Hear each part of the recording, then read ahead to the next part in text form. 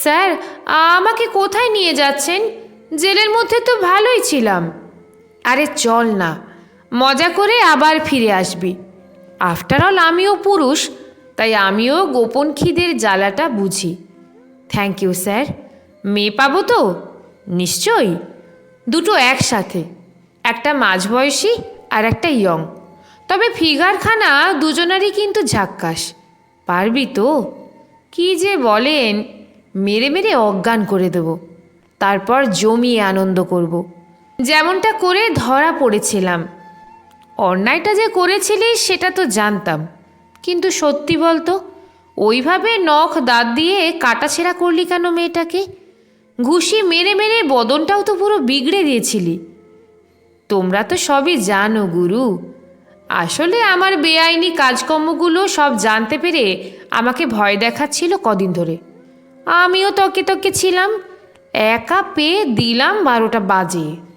যে দুজন কয়েক মাস আগে ছাড়া পেল, ওরাই সব বন্দোবস্ত করে বাইরেটা নজর রেখেছিল। মালটা কিন্তু হট ছিল, তাই না? বলে খিকখিক করে হাসল।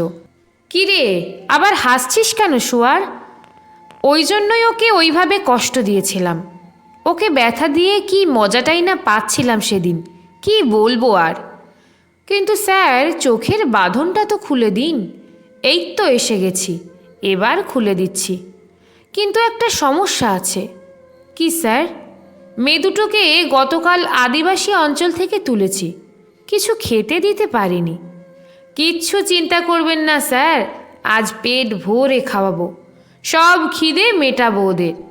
এই কথা বলে খ্যাক খ্যাক করে পৈশাচিক হাসির রোল তুলল ধর্ষণ হত্যাকাণ্ডে ধৃত অভিযুক্ত বাবুল। শেষমেশ বাবুলের কামনা পরিতুষ্ট করেছিলেন পুলিশ কর্মীটি।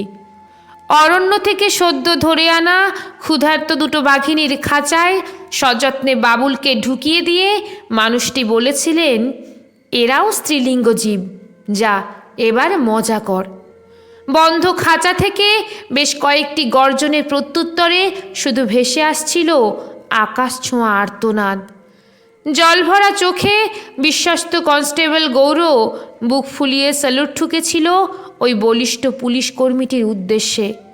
ঠোঁটের কোণে জ্বলন্ত সিগারেট রেখে কর্মীটি বলেছিলেন, উপরমহল প্রমাণিত করার চেষ্টা করছে মেয়েটি চরিত্রহীন ছিল, তবে তাতে আর কিছু এসে যায় না।